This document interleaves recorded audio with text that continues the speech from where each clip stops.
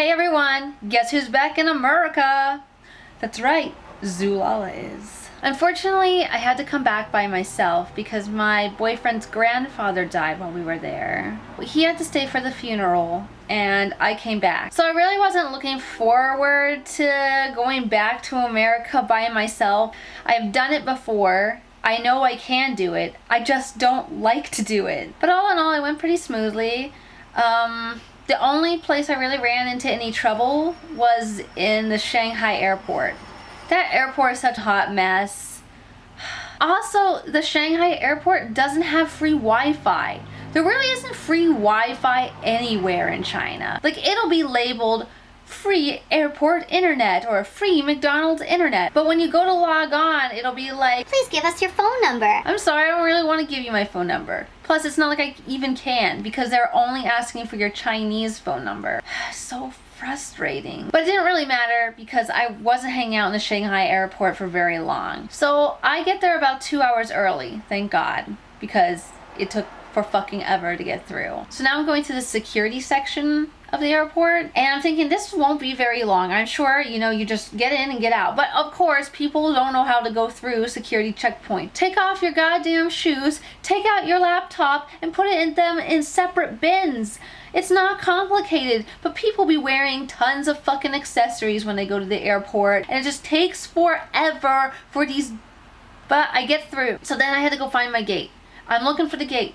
I'm looking for it. Eventually, my flight info pops up on the screen. And I'm like, oh my god, there it is, gate whatever, and I run to it. I'm pretty sure this is the gate I'm supposed to be at, but it's not labeled, so I don't know. I decide I'm just gonna go up and I'm gonna ask. But that takes a little bit of time because people don't know how to use a line in China. I know I'm getting worked up, but seriously, that was one of my biggest pet peeves while I was in China was the line cutting. The freaking line cutting. Oh my god. You have to like hug the person in front of you. Literally, I was like putting my arms, like air hugging the person in front of me because if I didn't, people would just squeeze right between me. They would actually touch my body and the person's body in front of them to get into the line. It was infuriating. I get to the front and I'm like, is this? And I can't even finish my sentence and the lady at the front's like, just stand in line. I'm like, but I don't even know if this is the— Get over there, it is. I'm like, okay, oh my god. But they're calling for Paris in this line. I'm like, I'm not going to Paris, but I mean, I wouldn't mind. It's now 10 minutes after my boarding time and I'm starting to pee my pants a little. Then the guy who was calling for Paris changes the sign. He's like, everybody for Qatar, get the fuck over here right now. And everybody from everywhere just crushes in front of everybody. They're squish. So we all get in and we have to take a little shuttle bus to the airplane and we fucking leave. So happy to be done with the Shanghai airport. I could not.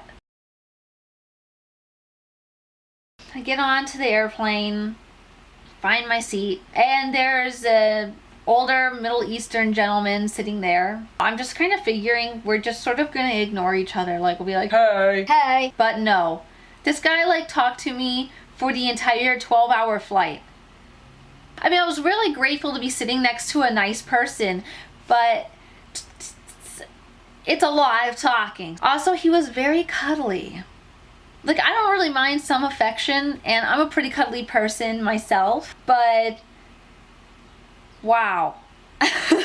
So we get to talking, and he's like, touching my shoulder and like hugging me and all kinds of hugging. He's just being really friendly. And then I make the mistake of complaining about my legs. Oh my god, my legs hurt so bad. And he just grabs my legs. He just grabs them, swings them over his own legs, and he was like, let me just fix those right up for you. And he like massages my legs. And at first I was really freaked out because that's kind of fucking weird. That's weird.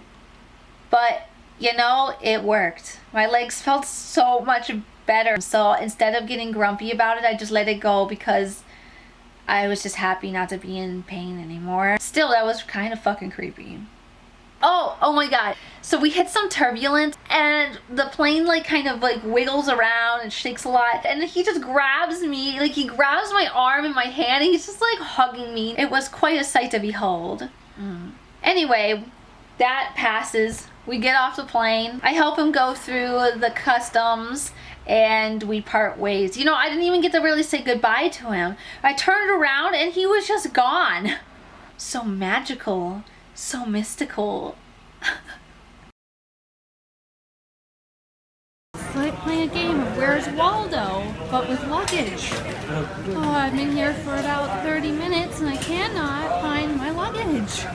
You are not have any missing bags. Everything is here. Oh my goodness.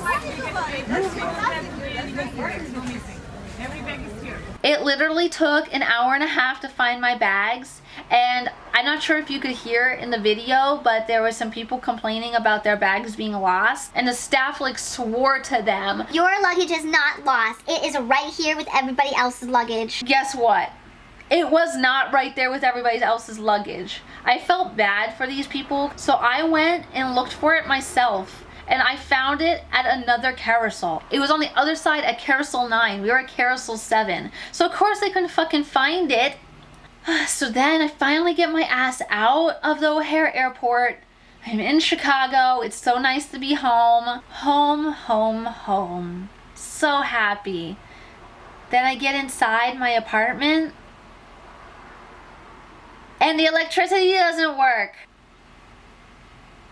The apartment was like a sauna. A sauna! It was so hot because it was 91 that day. So my boyfriend, he's usually the one who pays the electricity. Like, I pay the internet bill, he pays the electricity bill, but he just didn't do it while we were in China.